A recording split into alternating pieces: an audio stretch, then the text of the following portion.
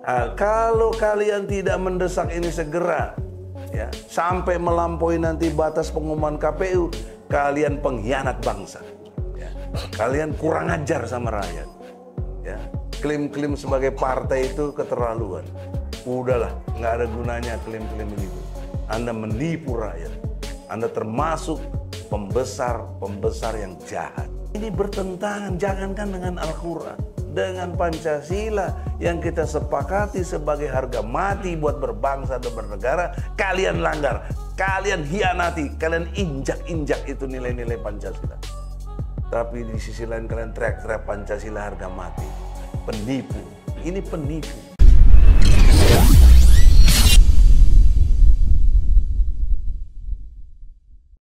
Yang dimuliakan Allah. Bismillahirrahmanirrahim. Assalamualaikum warahmatullahi wabarakatuh. Waalaikumsalam warahmatullahi wabarakatuh. Takbir. Allahu Akbar. Allah Maha Besar, yang lain kecil. Tidak boleh ada yang dianggap besar selain Allah. Saudara-saudara, konstruksi berpikir saya dibangun melalui cara berpikir ilmiah. Pertama, pendekatannya objektif. Kedua, sistematis. Ketiga, toleran. Objektif maksudnya tidak berpihak. Walaupun dukung salah satu paslon, tapi dalam berpikir tidak boleh berpihak. Harus berdasarkan objek yang dibahas. Objek yang dibahas adalah tentang hak angket. Maka objektivitasnya ini ranah dari kegiatan politik, dari fungsi DPR yang ada 3. 1, mengawasi jalannya pemerintahan. 2, membuat undang-undang. 3, menyusun anggaran belanja negara. Dalam fungsi yang pertama, pengawasan jalannya pemerintahan, salah satu bagiannya adalah hak angket untuk menyelidiki satu kasus atau peristiwa dalam konteks peristiwa politik yang dinamakan ini adalah satu kondisi objektifnya tentang kecurangan pemilu, bahkan lebih sadis lagi memanipulasi hasil pemilu. Maka tadi Ustadz Ahmad Khasinuddin menerangkan mengenai TSM tambah B, terstruktur, sistematis, dan masif, serta brutal. Saya tambah satu lagi huruf G, gila. Jadi TSM BG, brutal dan gila. Kegilaannya bisa saya terangkan secara intelektual, ilmiah, yang tidak terbantahkan. Yang bersifat namanya anomali, keanehan-keanehan yang tidak logis begitu. Satu contoh misalnya, kaitan satu TPS itu maksimal suara berisi 300 dalam kotak suara itu. Tapi untuk 02 ada terekam sampai 500.000 lebih. Jadi itu satu TPS tapi untuk satu kecamatan. Ini kan gila betul ini. Ya. Itu contoh. Belum lagi ada 54 juta pemilih tetap yang fiktif. Misalnya orang sudah meninggal, tapi tetap dimasukkan di dalam daftar itu. Banyak sekali yang sudah meninggal. Misalnya lagi satu kakak, kartu keluarganya itu. Ada 400. Kami khususnya dengan Fikri Bareno sudah datangi KPU. Betul Pak? Betul.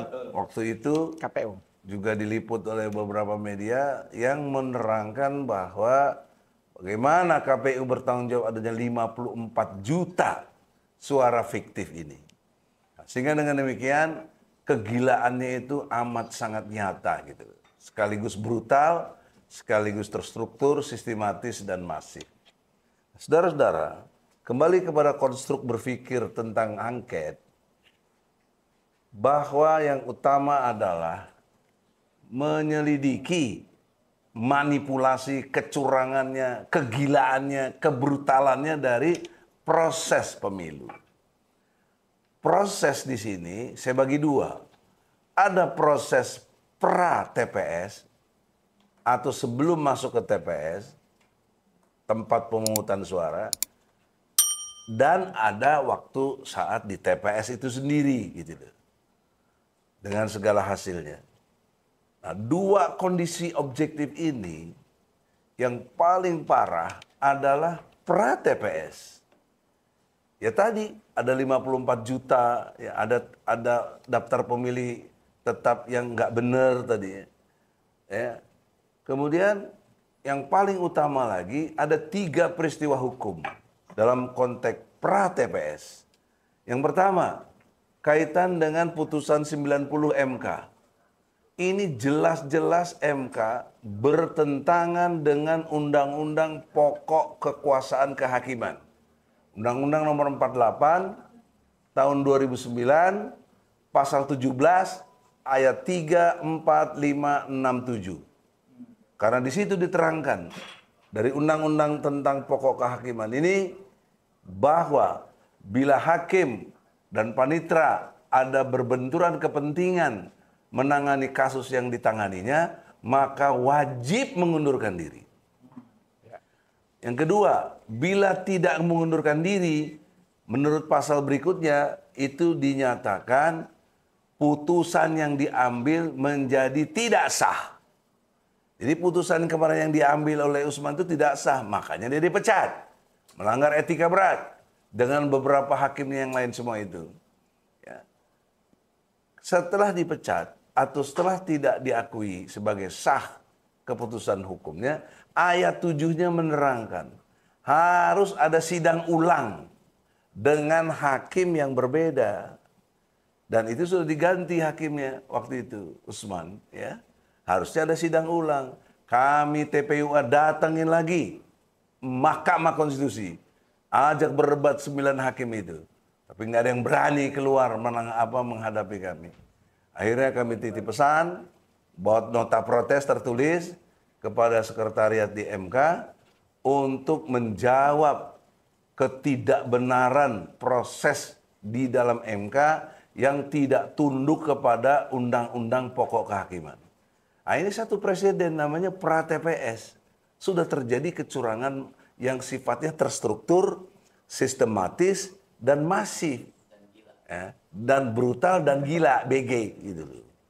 Jadi oleh karena itu, tahapan kedua peristiwa hukum yang disebut TSMBG, ya, yaitu keputusan DKPP, Dewan Kehormatan Penyelenggara Pemilu. Bersidang pernah sampai ada orang bilang 3, kalau yang saya pahami 2, melahirkan keputusan peringatan keras terakhir kepada Ketua KPU. Pertama yang saya ingat kasus dengan selingkuhnya wanita emas, ya. Itu semua orang tahu itu. Ya, diperingatilah si Ketua KPU dengan peringatan keras terakhir. Nah, yang kedua, dengan adanya gugatan kepada mengapa menerima pencapresan dan pencawapresan dari paslon 02. Kenapa? Karena tidak sesuai dengan PKPU, peraturan KPU tahun 2003 yang belum dirubah, yang itu masih merujuk umur 40 tahun. Sementara Gibran belum 40 tahun, 36 tahun.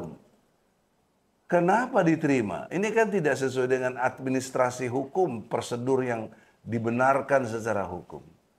Maka telah terjadilah satu penyelewengan hukum yang luar biasa, yang tidak pantas diterima jadi capres-cawapres, tapi ternyata diterima.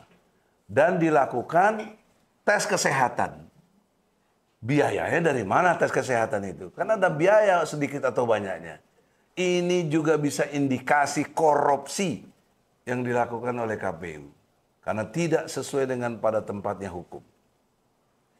Kemudian, di dalam konteks peringatan lagi dilakukan oleh DKPP, Ini kritik saya kepada DKPP, ini bukti intervensi. Tidak lain tidak bukan, kalau bukan dari Presiden Jokowi, siapa yang bisa punya kekuatan dahsyat. DKPP memutuskan peringatan keras terakhir yang kedua. Ini logika hukumnya di mana? Kok peringatan terakhir ada sampai 2 kali? Kalau saya bilang blow on kan, aduh, gimana jadi? Jadi bagaimana coba? Ini dewan kehormatan loh. Kok blow on gitu loh? Dalam pengertian memutuskan peringatan keras terakhir yang kedua. Terakhir. Ya, jadi terakhir dari yang terakhir. Terus nanti bulan depan terakhir lagi kalau ada kesalahan lagi. Karena untuk menjaga supaya tetap bisa diajukan cawapres yang ada, dalam hal ini Gibran. Nah, kemudian di dalam konteks peristiwa yang ketiga, secara hukum bertentangan dengan aturan yang ada, yang tadi sudah disebutkan, belum ada keputusan menang kalahnya. Belum ada pernyataan resmi dari lembaga KPU yang menyatakan si fulan atau paslon A, paslon B, paslon C yang menang. Belum ada. Tetapi kenapa jadi kebelet tanggal 13 Februari sebelum adanya pencoblosan pencapresan telah diadakan gladi resik atau persiapan gedung di Istora Senayan menyatakan selebrasi dari kemenangannya. Kemudian dinyatakannya pada tanggal 14, 2 jam setelah akhir pemungutan suara, kurang lebih jam 3-an. Nah, poin pentingnya adalah mengapa berani menyatakan kemenangan walaupun daya hitung quick count-nya itu baru 5%. 5% itu Masya Allah belum bisa menjadi populasi, mewakili semua sampel yang ada. Tidak bisa dong, mana 5%? Kan masih ada 95% yang harus. Kalau 60% masih masuk akal. Karena kalau teori statistik kan semakin besar, nanti ukuran sampai ke akhirnya juga bisa besar lagi. Nggak mungkin mengecil gitu loh. Itu baru 5% sudah dinyatakan kemenangan. Jadi ini presiden kebelet atau kebelet jadi presiden gitu. Ya. Ini juga Masya Allah ya, melanggar hukum secara teknis, hukum 3 peristiwa tadi besar. Dan ini kejadian sekali lagi, pra TPS. Belum lagi hal-hal lain, kepala desa dikumpulin, ya, ASN diarahkan dan semuanya ada ancaman dan lain sebagainya, bansos dikeluarin. Ini pra TPS. Bahkan dugaan kuat, kenapa beras sekarang pada mahal? Betul. Karena dibagi-bagi buat bansos yang mengatasnamakan dirinya presiden dan juga bukan untuk atas nama negara. Sebagai satu suap, boleh dikatakan ini suap kepada rakyat. Dan rakyat kita memang tak berdaya, dalam kemiskinan dan kebodohannya, tidak ada pilihan lain kecuali menerima. Sebagai satu anugerah bagi mereka yang tidak berpikir secara objektif. Maka oleh karena itu saudara, kondisi pra TPS ini jauh lebih berbahaya ketimbang pada saat TPS. Oleh karena itu, kalau awalnya dengan tidak benar, maka akhir dari peristiwa itu juga jadi tidak benar. Ya, ini satu adagium yang harus diperhatikan, ya, atau istilahnya garbage in, garbage out. Jadi kalau masuknya tuh sampah, keluarnya sampah juga, gitu loh.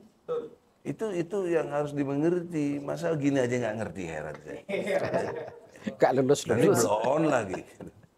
Nah, kemudian kalau diperiksa lebih jauh soal Gibran, ada yang sudah meneliti, terutama Dr. Tifa dan juga beberapa teman saya Mursalin menyatakan bahwa Rakabumi itu Gibran ijazahnya belum punya karena baru kelas 2 SMA keluar gitu. Nah, ini bertentangan lagi dengan pasal 169 huruf R. Harus minimum SMA ya. Harus minimum SMA. Itu harusnya inilah namanya penyelidikan. Inilah wadahnya namanya hak angket. Bukan di MK. Ini logika yang harus dibangun secara objektif, sistematis, dan toleran. Nah, oleh karena itu, saudara-saudara, kini tiba saatnya bagaimana daya desak untuk hak angket ini segera bisa dilaksanakan. Pertama, saya tidak himbau partai yang lain dulu. Saya himbau PKS, di mana saya di situ Dewan Pakar, punya hak saya bicara. Kalau Anda pimpinan-pimpinan di PKS tidak mampu mendesak hak angket, Anda pasti ada main atau ada hal-hal yang mencurigakan dan batal demi hukum klaim-klaim partai Islam. Karena tidak jujur, tidak benar, dan tidak adil. Ya. Oleh karena itu, partai yang lain, PKB, Nasdem, dan PDIP, apalagi yang punya kewenangan otoritasnya penuh, karena anggota DPR yang paling banyak fraksinya, ditambah lagi gabungan dengan P3, jadi ada 5 partai, kalau dihitung bisa lebih 56%, ya mereka kan cuma 4 partai, ya. Berarti gol harusnya ya? Harusnya menang, udah apa ragunya lagi. Kalau kalian tidak mendesak ini segera, ya, sampai melampaui nanti batas pengumuman KPU, kalian pengkhianat bangsa. Ya. Kalian kurang ajar sama rakyat. Ya. Klaim-klaim sebagai partai itu keterlaluan. Udahlah, nggak ada gunanya klaim-klaim begitu. Anda menipu rakyat. Anda termasuk pembesar yang jahat. Yang diberitakan oleh Allah dalam wahyunya, surat Al-An'am ayat 123. Akabiru mujrimin. Pembesar yang jahat. Kejahatannya adalah menipu rakyatnya. Ini sangat keras hukum dari Allah. Azabnya segera tiba nanti. Nah, persoalan seriusnya saudara-saudara. Kita ini kalau dihitung dari mulai adanya 2014 pemilu, 2019 pemilu, 2024 pemilu, dan pilpres. Karena serentak. Itu bisa dibayangkan. 3 kali peristiwa ini terjadi. Kok tidak ambil pelajaran yang mahal? Padahal secara ilmu hukum, saya bertaruh secara intelektual. Ayo bertaruh secara ilmu hukum ya. Sila keempat, kerakyatan yang dipimpin oleh hikmah kebijaksanaan dalam permusyawaratan perwakilan itu diabaikan. Bahkan seperti di tip X, di-delete, nggak berlaku lagi sila keempat. Karena apa? Karena ada pilpres. Bagaimana mau ada pilpres sementara sila keempat bilang mesti ada permusyawaratan perwakilan? Bagaimana ada pilkada yang kondisional objektifnya harus one man one vote? Ini bertentangan, jangankan dengan Al-Quran, dengan Pancasila yang kita sepakati sebagai harga mati buat berbangsa dan bernegara, kalian langgar, kalian hianati, kalian injak-injak itu nilai-nilai Pancasila. Tapi di sisi lain kalian teriak-teriak Pancasila harga mati. Penipu. Ini penipu, jelas. Ya. Rakyat harus mengerti, ini bertentangan dengan sila keempat. Maka warning ini sudah 3 kali peristiwa ini. Ya. Kalau mau dipakai yang zamannya SBY 2 kali lagi. Ya kan? 2004. Kemudian 2009. Dan seterusnya yang 3 tadi. Jadi sudah 5 kali pemilu dengan one man one vote. Artinya sudah 5 kali pemilu, berarti kurang lebih 25 tahun berjalan, 1 generasi bangsa Indonesia dibohongi oleh pembesar-pembesar penjahat itu. Oleh karena itulah kesadaran rakyat harus bangkit melawan keadaan ini. Ya. Maka oleh karena itu pula dalam kesempatan ini kita tidak ingin membuat kondisi kisruh, tapi kita harus dipandang sangka baik. Ingin menegakkan hukum yang benar. Nggak ada urusan pilihan capres 01, 02, nggak ada. Kita mau menegakkan yang benar. Kebenaran ini harus ditegakkan. Karena ini muara dari keadilan. Ya, awalnya harus jujur, benar, dan adil. Saya kira itu poin pentingnya untuk kita semua. Semoga Allah ridho dan perjuangan kita tidak boleh gentar dengan apapun. Kita dengan seadanya dan mohon bantuan Allah. Allah datangkan insya Allah ribuan malaikat yang menaungi kita. Assalamualaikum warahmatullahi wabarakatuh.